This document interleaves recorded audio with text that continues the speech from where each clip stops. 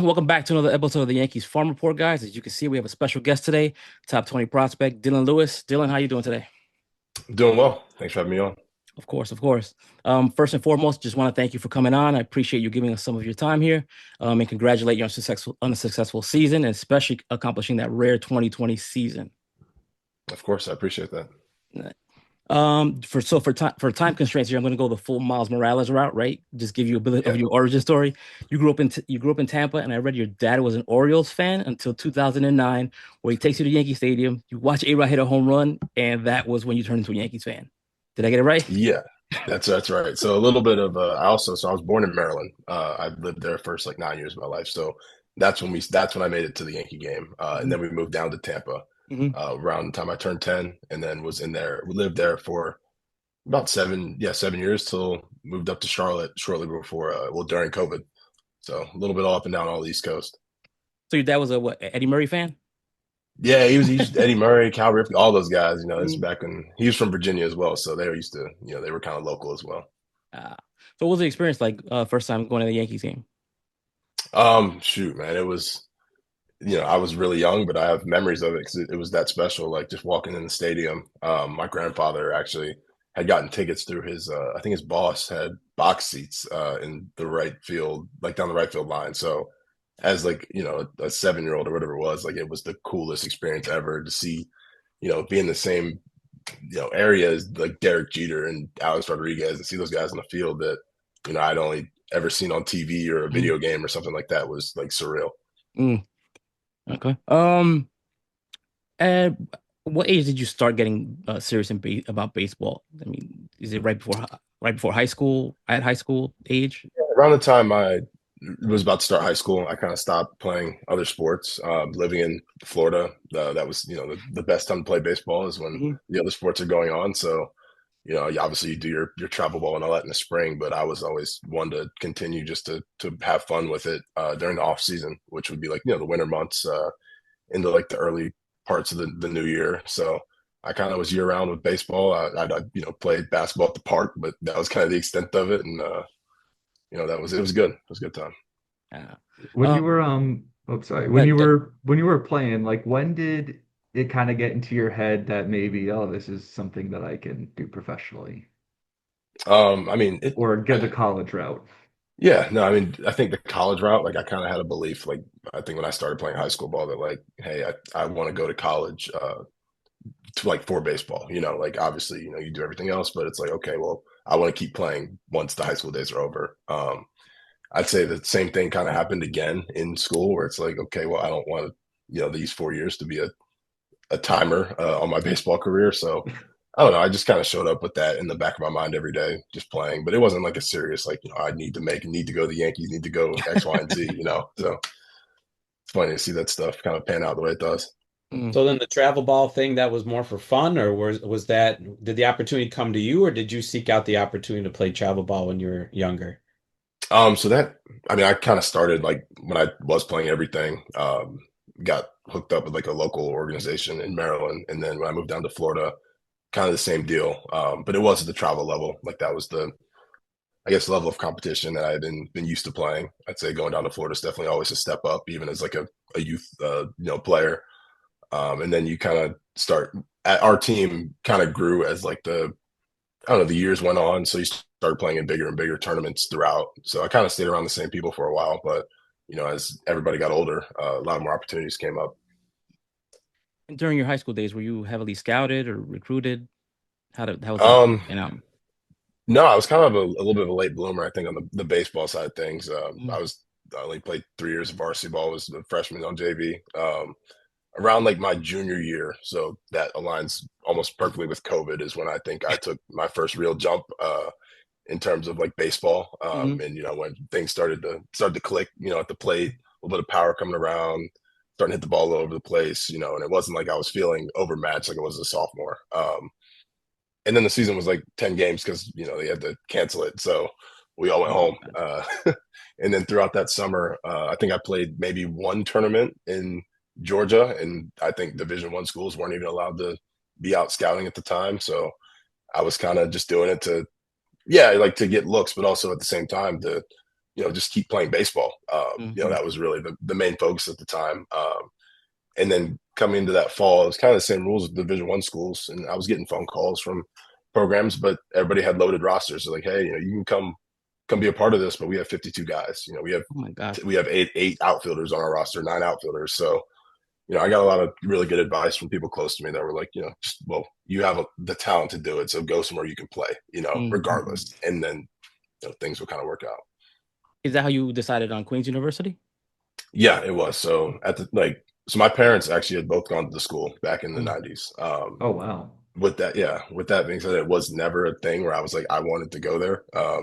Their baseball program wasn't even a thing for the most of the time I was growing up. So, it wasn't really in my mind until we had moved up here to Charlotte, and, like their coaches were able to come out and watch me play. And, after they saw what they liked, and being able to go on visits and kind of get around campus and like make my own decisions, like, hey, this is a place where I think I could kind of flourish a little bit, and like nothing else, be able to go play.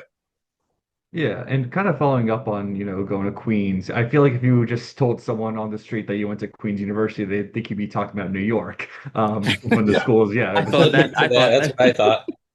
Yeah, the schools in Charlotte. And that program became D1 in 2019, I think, maybe 2020. It's It was relatively new. 2022 was the first Division I Oh, year. so Yeah. when that was your My freshman sophomore year, right? year. Sophomore year, okay. Yes. So yeah, what was it like being in a program who made that jump and being in that kind of inaugural D1 team and just kind of experiencing all those changes through the university? Yeah, no, it was different. I know that the chatter kind of started our spring season, my freshman year.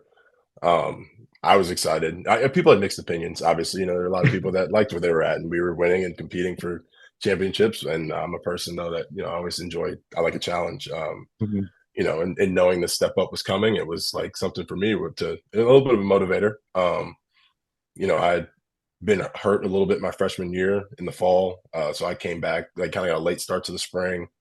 Was able to kind of earn my way in the lineup, played really well. So like it ended up being great, but at the same time, it was like, okay, well, I've seen I can do it a little bit here now. Like what's next? The Division I thing is, in terms of Division II, it's a change in like the lifestyle. You go from playing 2 days a weekend to in one midweek to now you're playing 3 days with a travel day. Mhm. And then you still have your midweek. The windows of practicing and all that, that kind of stuff up there is all different. And then you're a small fish in a big sea, when you go into that baseball world and you're playing, the South Carolinas, the Chapel Hills, and you're getting out there and you're seeing what, real college baseball looks like for the first time. You had a big 2024 season. What were your expectations heading into that season, into your final college season? Yeah, so I mean, for me, I had my 2023, actually that year, the first year Division I had dealt with another injury, the same knee. Actually, I'd hurt again, so I'd missed almost all the fall. I literally kind of rushed back a little bit to be ready for the season, but I wasn't all the way there. Couldn't play defense till like April almost. So like it was very up and down.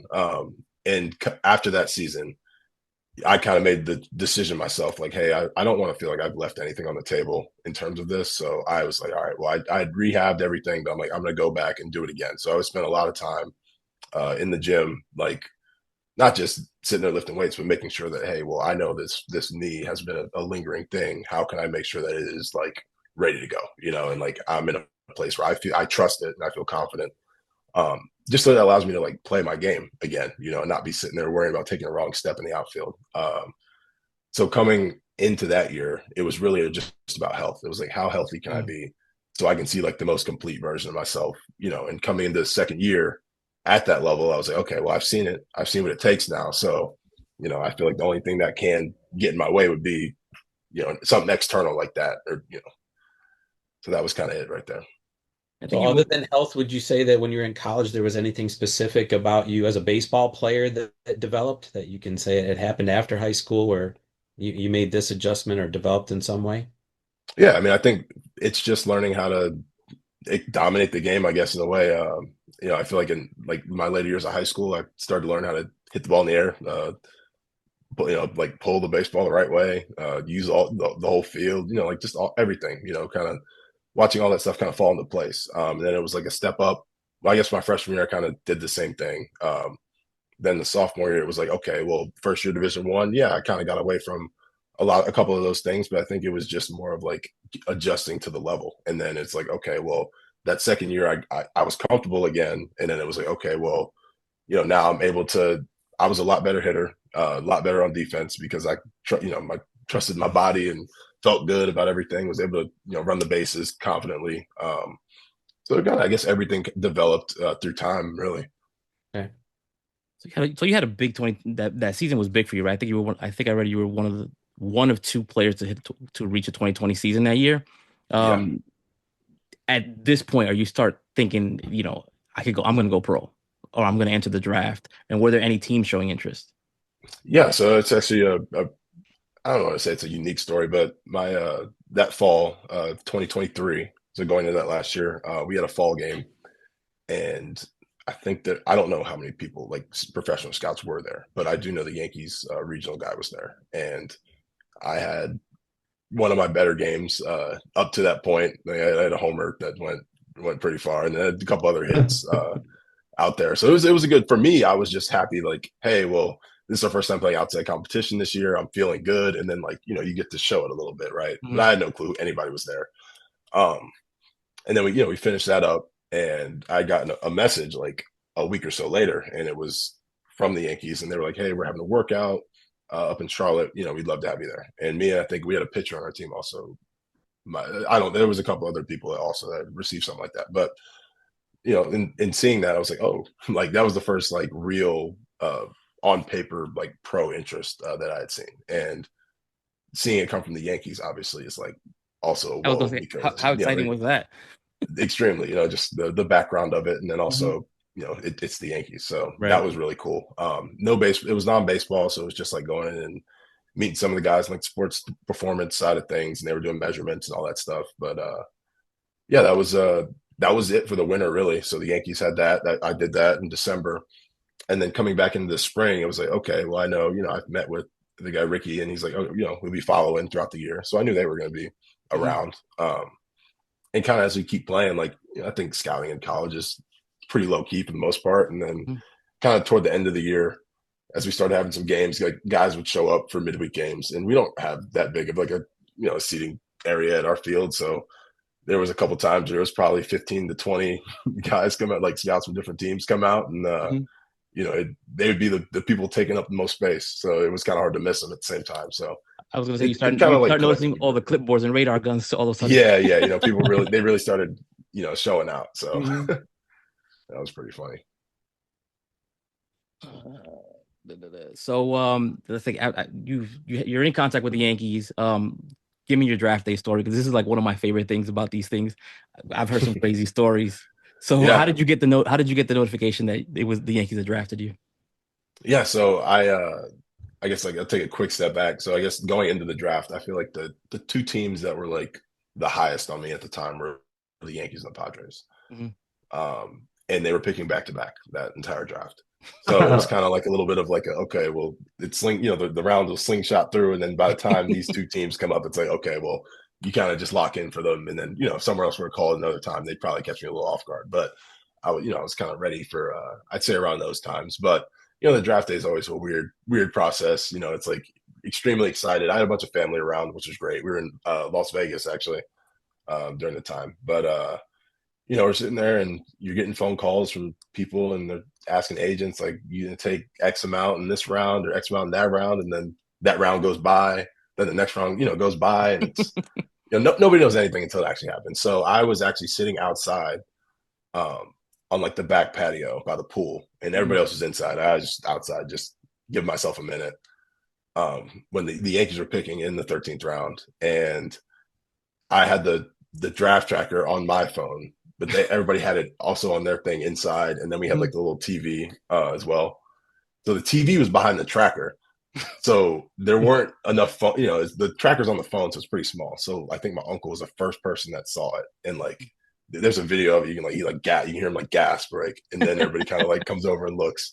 So then I had known obviously at the same time that it was the Yankees. No phone call, so I see it on my phone. And then I'd say about a couple seconds later, my agent called. He's like, "Hey, did you see what just happened?" I think I was so in shock. I was like, "No," and I did. I literally just sit there, sit there, and I was like, "You tell me that this is happening." So then, he calls and is like, "Yeah, congrats, man." So then I get to go inside to everybody, and obviously everybody knows, but it hasn't come up on the TV yet. So they all get to pull the phones out and kind of stage it a little bit. I'm like, they're actually going to see the name pop up. And then get to celebrate with all them, and then get a call from the Yankees like 5 minutes after. So it was pretty. It was a fun day in the long run. Definitely, just I feel like it's such an interesting process though. You have, I mean, from what I've noticed, you have a pretty big support system because when I post your stuff, I see a lot of people posting your stuff and tagging you on stuff, and that has to be great. What does that mean to you? Oh, it means everything. I mean, the family and friends and everybody that's just involved in this process it helps more than I can even like put into words, because the minor league baseball season's a grind. You deal with a lot. The trades, like the people going up and people going down, and your own promotion, performance, all that kind of stuff. Like it's enough to. I feel like if you're not grounded, it can definitely pick you up and kind of sweep you away a little bit. So. That all helps, and being able to know that you always have people in that corner, man. It's like, I'm sure, y'all know it's just great. That's awesome, man. That definitely is awesome that you have that that support system and people that pick you up, because like you said, it is a grind. There's ups, there's valleys and peaks, and I tell people this all the time. It's not always rainbows and cupcakes. There's long periods where you're like, damn, I can't get a hit this week. What's going on? Yeah. So you arrive at the complex, and what was that like? Did the Yankees try to change anything in your approach or in your mechanics?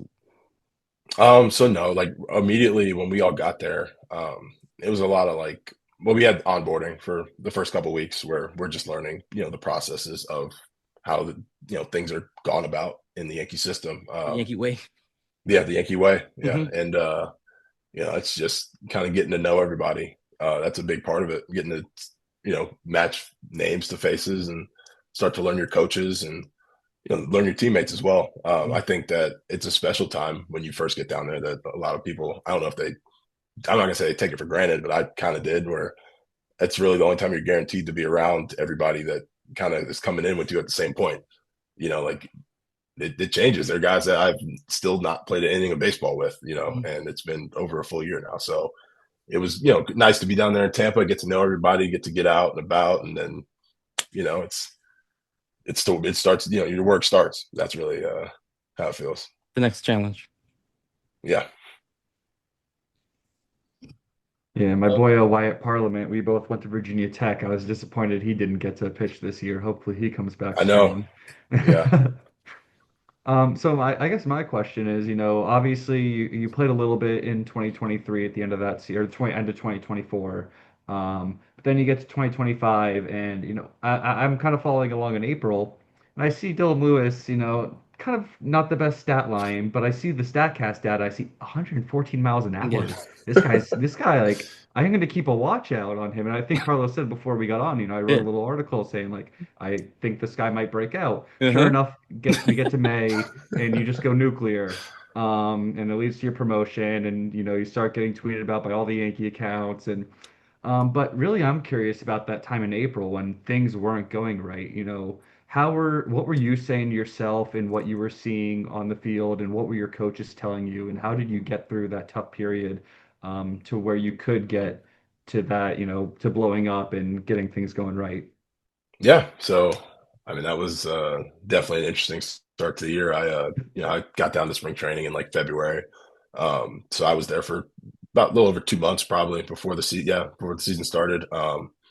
And throughout that time, like there had been ups and downs, but for the most part, I thought I had been swinging it very well. I felt comfortable in the batter's box, and in spring training, you're facing guys at all kind of levels, big league to rookie leagues, right? So, it was a good bit of like confidence, going into the season, like, oh, feeling, like pretty good. I'm excited for this. And then I think like the last week of spring rolled around, and I don't know what was going on. I was going like nuclear for some reason, like but on the backfield. So it was like, all right, even more excitement though leading up to the season. And then you go into the actual season, and like you said, April was not very fun on the stat sheet. And throughout the time, like I did know that I had been getting a little bit unlucky in terms of like I felt like I've been hitting the ball really well, Hmm. and like things weren't really showing, and that's a really good piece about the New York Yankees, I think, in terms of like player development. Like, because I mean, I talked to our hitting coach in Tampa. He's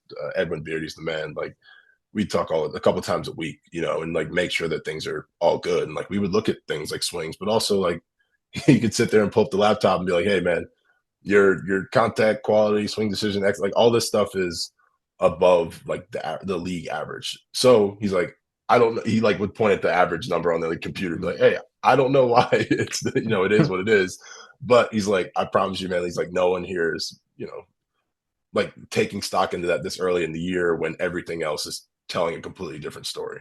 Um, and then like I had to buy into that and believe it, because at the same time, like I think it helps that our home field didn't have a scoreboard, so you have to sit there and look at it all the time. But also, it's like you always know what you're hitting, and it's like that's a real piece. I'm like sometimes it's like, hey, just let me break the bat and let it drop behind the pitcher's mound and beat it out.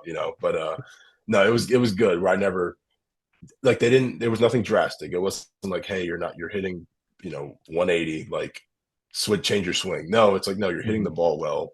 Like it's baseball. It averages out. It's still we're 3 weeks in. Like do not swing too far in either direction. Like you're on the right path. And then like you said, getting to see that happen for the first time was special. Maybe this is the right time to ask this question. So I live in upstate New York. You spent a lot of time in the South. You picked the right time to not be in Hudson Valley, I think, by April. But Yeah, no, what was your I think so transition too. like when you went up to Hudson Valley? It was good. So I joined the team when they were in Aberdeen, which is 45 Close to minutes from where home. I'm Yeah. from. Yeah, so it was really close to home. So I got to fly into BWI. So I was, like home airport. So I wasn't too unfamiliar. And then ended up going in. I, flew up the morning of the game. Found out I was in the lineup leading off the night before, and was like, all right, we'll meet you all at the field. The first thing I think you get on the field, and it's instead of it being 90 degrees and 120% humidity, it was 70, 73 with maybe like 20% humidity. So that was definitely a great change. Right. And then just getting around the guys, you're around everybody in spring training. But when you go to a different clubhouse, like they've been on the same page for, 2 months now. So it's like, it takes a minute to kind of gel into how the team is going, like I guess runs in itself. But at the same time, like everybody's was super welcoming, getting out there, getting on the field and just able to help me like, hey, just go play, and letting that be the focus and starting to see it as like okay, I'm on the field with new people, it's a new environment and see it as a challenge and see it as fun. Yeah. I think you got promoted after the Dunedin series. I want to say, and I remember you went absolute bananas in that series, and I sent the message to the play-by-play guy for Dunedin because he used to be the play-by-play guy for Somerset. And I Mm. said to him, I was like, "Hey, listen, I'm listening to the way you're calling Dylan's home runs. You need to put a little bit more oomph in them. There's not enough energy in those calls." And he just started cracking up. He's like, "Man, he's killing us right now. He's killing us right now." And you did have a great Yeah, series in I believe that first week when you got the high A. yeah. What can you tell me is the difference in the quality of pitching from Hudson at the Sally to the FSL league? Yeah, I think it's just a little bit more like guys, you can tell that guys up in that league have been around the game for a little bit longer. So they have, I'd say a lot of guys are a lot more confident in their stuff, regardless on good or bad. Like they've been there, they've been throwing it, they're a little bit older, and they have their game plans and they kind of stick to it. So I feel like in the Florida State League, there'd be some randomness to it every now and then. A lot of secondary pitches command was questionable a lot. Sometimes fastball command was fairly questionable. Mhm. It was more of like really hunting your pitch there down the middle, Mhm. trying to stay off the edges because, you're trying to dominate, the middle of the zone because you don't know where anything else is going to go. I feel like going up though, you get a little bit more of a feel of like, okay, they're attacking here. Mhm. They're going to attack in this area. So I know my strengths, they know theirs, so how can I it's more of like a balancing act. Like, how can I use that to my advantage? Mhm. Who And would you kind of say was following the up on, oh, Go ahead. sorry, I was gonna following up on that a little bit. I think the main calling card saw is you have great power. Whether it's the exit velocities, really nice pull side swing. But what really piqued my interest is, not that you're striking out a ton, but you started walking more and striking out less when you got to Hudson Valley, which, I think if you look at most minor leaguers, it kind of that's the inverse of what happens when you move up levels. So, was there something with you were seeing it better or feeling it better, or maybe just the pitchers were more around the zone helped? Like, what do you think contributed to that? I think pitchers just being more on the zone. It Hmm. helps me mentally. Like when I'm taking at bats and I'm not thinking about anything kind of really buzzing the tower or getting spiked way in front. Like it's not really messing up. I'm kind of keep Hmm. my eyes, I feel like, in the same place, around the plate. I feel like it's always kind of been a strength of mine is doing damage like in the zone, So if it looks good, yes. If it doesn't look good, no. And it's kind of got a little bit easier as, like I said, guys' plans just got a little bit more Hmm. defined, I guess. No, I think that also, well, in my opinion, a bit of a maturity on your part, right? Because now you have more experience under your belt. You've seen some, and you Yeah, might have even seen some of these guys in the previous level. yeah. I think going through the year as well, definitely just helps. Like once you start taking so many at bats, I feel like you start getting comfortable. Getting comfortable with two strikes, getting comfortable early on, and then just being able to use that kind of to my advantage. In your opinion, who was the best pitcher that you faced this season? You savage. Mm. You think you're ready to Yeah. face him in the playoffs right now? Yeah, I'm ready to go back. I'm ready. I'm ready. He got me on a couple good pitches. He missed one or two that I'd want back, but I think I'm ready now. But yeah, no, he threw in Tampa like the second or third week of the year when Dunedin was down there, which is Mhm. crazy to think now he's on a playoff roster. Yeah. But Yeah, what a the year. stuff was just as good, you know. Does it make you feel better that you're not alone? Yeah. Oh, yeah. Oh, 100%. 100%. I think I've texted some of the guys, since he's been up there pitching, and everybody that's I played with, they're like, yeah, at least, it wasn't a me thing. Yeah, right. And when Um, Aaron Judge is striking out to him, you gotta feel like it's kind of like when a golfer does like a triple bogey. It's like, hey, I can do that too. Right. It is allowed sometimes. um, the Renegades were in the playoff hunt up until that last week. I mean, you guys, I think I want to say you were 5 games back going into that last week. Um, Going into that final game, which if you won, it was do or die basically. What was the Yeah. atmosphere like in the clubhouse? No, I mean everybody was all in. Because you guys were Everybody rolling. knew. You guys were rolling. Yeah, we were feeling good. Hmm.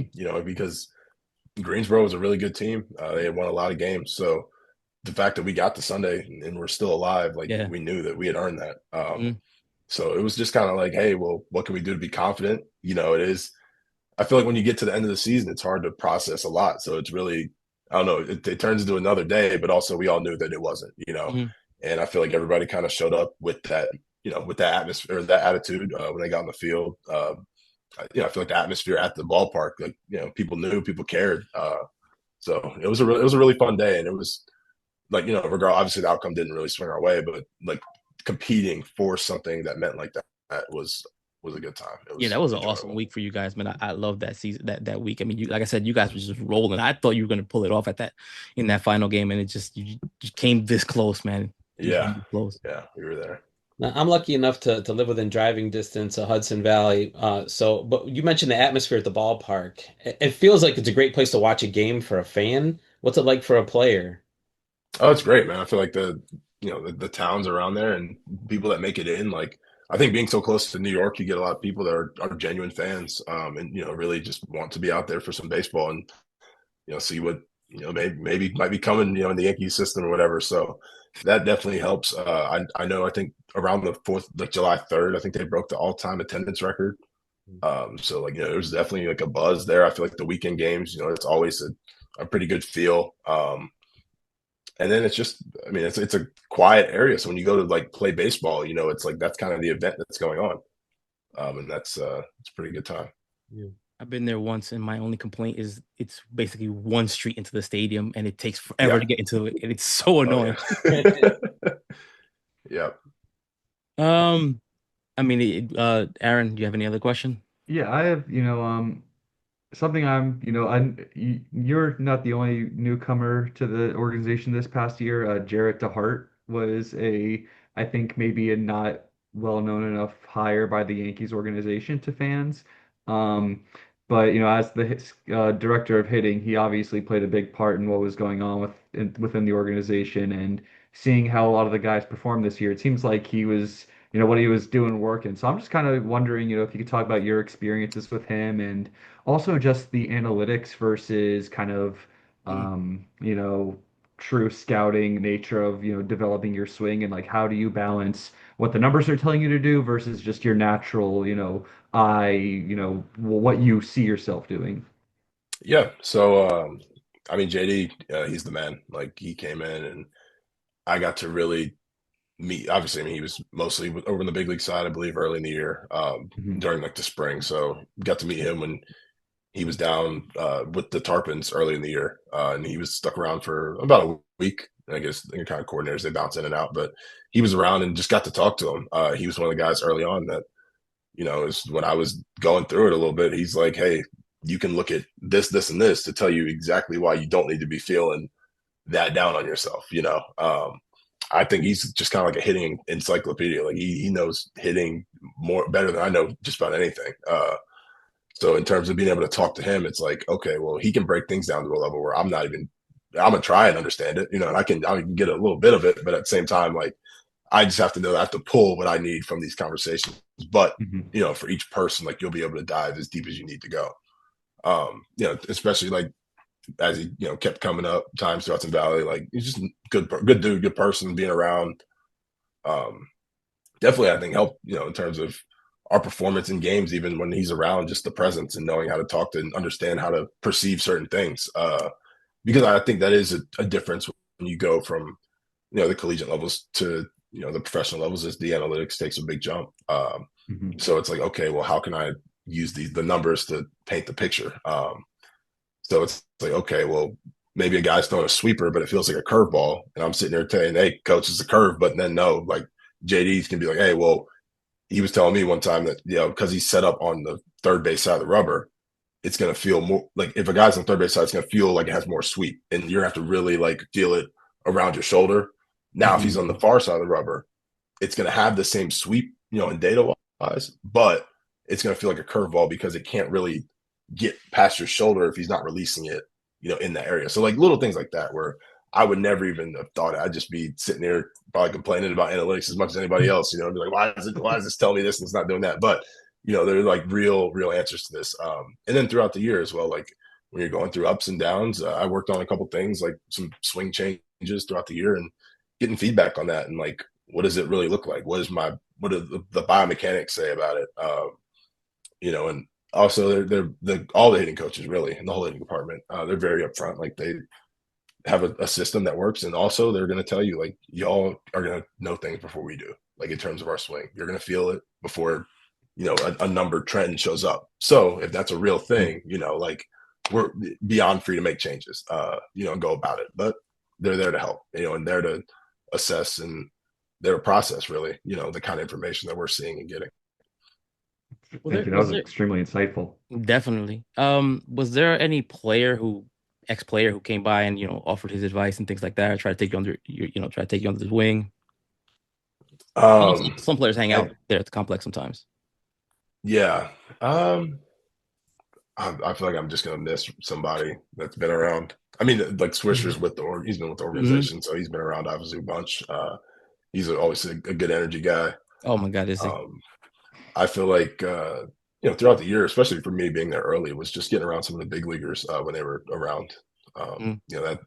That stuff really, I feel like I learned the most from the little short conversations. You have seen those guys just be around, and I was lucky enough to like have live ABs with Aaron Judge early in the spring. And like just sitting there and watching him swing a baseball bat. I feel like I'm just getting better by doing that. You must have felt like that So 7-year-old again. That 7-year-old yeah, in the Yankee yeah, literally Stadium. felt like I was that tall too. Like I was 4 feet again.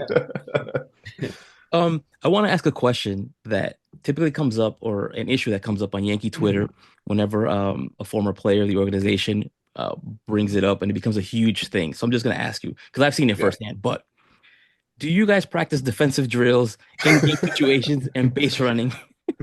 Yes, all that stuff is practice. Yes, I mean, Because as an outfielder, I stay far I away mean, from a lot of it. So yeah, I'm on the lazier side of things I'm now. But I'm not trying to take away from their experiences, but when I see it, it happens on Yankee Twitter. A prospects complains about the Yankees don't do this. They didn't do base running drills, and I was like, I've been there a few times and I've seen them do it, and then it yeah, just catches fire on Yankees Twitter. yeah, no, I think that's definitely it's funny. I've seen some things like that happen too. But no, they're big. We're really big on the fundamentals of Yeah. baseball because it makes the actual games easier. If you can Mhm. get the outs on the bunts, if you can field your position as a pitcher and do all those things, like there's a lot of work that goes into that. Mhm. Hey, I have a job where I can't get traded, but you don't have that luxury. What was the trade deadline like for you? Um, it was a little unnerving for sure. Especially like being in Hudson Valley, we had I think 5 guys plucked out of our clubhouse. Um, Yeah. yeah, like before games, during games, uh, we had a rain out, and I think Parks when he was traded last minute, like he was that deal happened like right at the deadline, Oh, literally. right. But it's weird. Just being in it because these are real people that you interact with on a day-to-day basis. Like I played all year with Parks in Tampa and Hudson Valley. He was one of the guys I was closer with, and we had literally gone back from the stadium like 15 minutes before the deadline to the hotel because we were on the road. And I said, "I'll see you later" in the elevator, and then say 12 hours later, he was on a flight to Scottsdale. So And it was like he got snapped.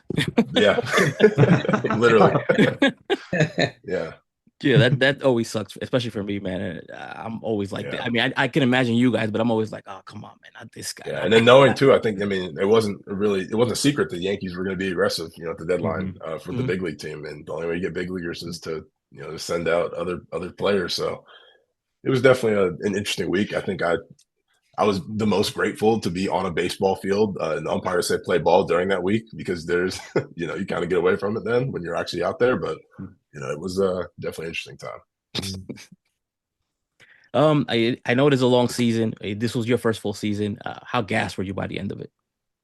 I was definitely tired. I think I kind of got to the point though, like probably halfway through 3 quarters, like it's like understanding what it takes to do the job every single day, to do my job every single day.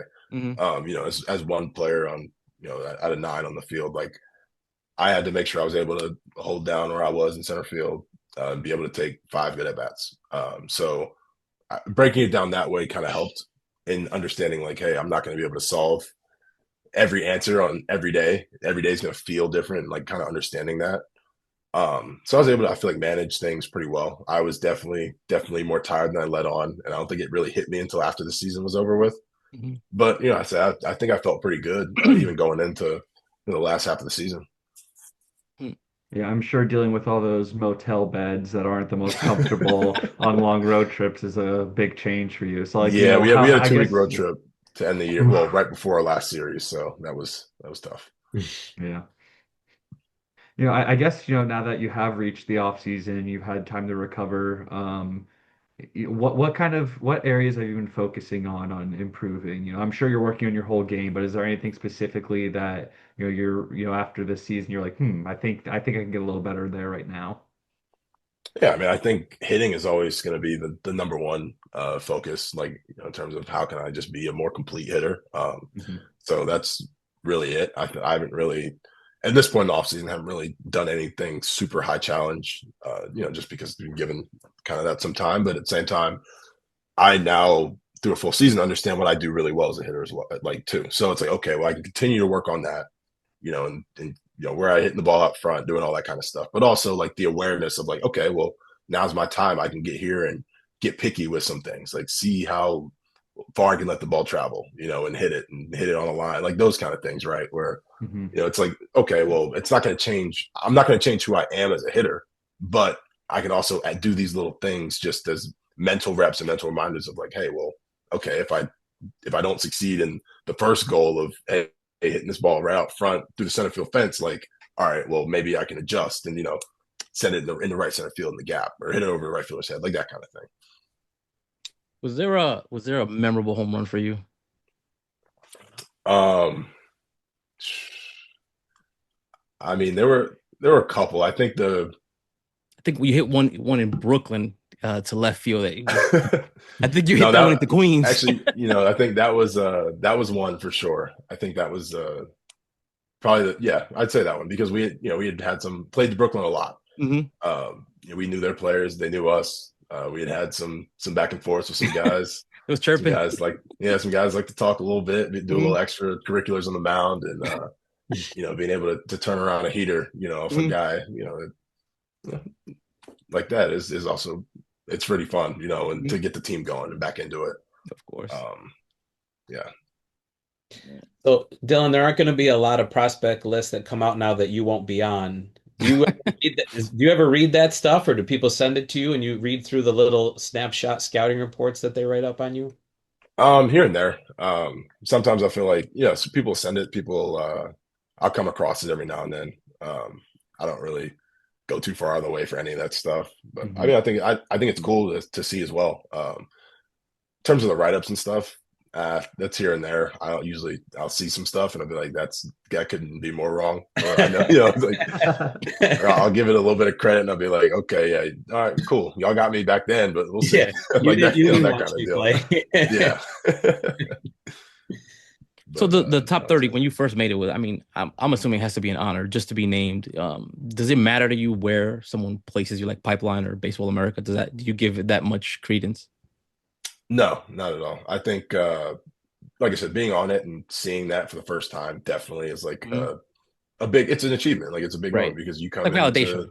You come into the organization, especially where I'm at. I was a middle of the back half of the draft kind of guy. Like, I had expectations for myself, but I'd say that was probably the extent of it. Like I knew what I'd want to achieve, but you don't come in touted like a first rounder or whatever it may be, for better or for worse. So getting to see that definitely is nice. And then, but in terms of like where people rank, I think it's impossible to really stack people in order that play different positions and are guys are so dynamic and so everybody's so good. It's just so hard to. People repeatedly ask me, "Where's your list?" I'm like, I don't want to do that. I don't want to do that. Like, do you know how difficult that is? I mean, props to Aaron for doing something like that, but me, I'm like, I don't want to do that. Yeah, it's so hard. There's so many good players. It just seems hard to be like, hey, sorry, you're gonna have to slide behind this guy, but then you're just better than that guy. You can take satisfaction knowing you're in my top 10. Okay, well, yeah, thank you. So that whenever like Baseball America doesn't put you, they can be like, well, Aaron's got me in my top 10. That's all. Perfect. Yep. I don't have any more questions unless you guys do. I mean, I do have one. It's kind of offbeat, but I'll just wait till the end. I got one there before you get to it. Sorry. Go ahead. You mentioned expectations for yourself. What do you got for goals for next year? Well, shoot. I mean, I guess back-to-back 2020 years have happened. So it's like, keep the train rolling there. Continue. Why not go for 30-30? Why not? I agree.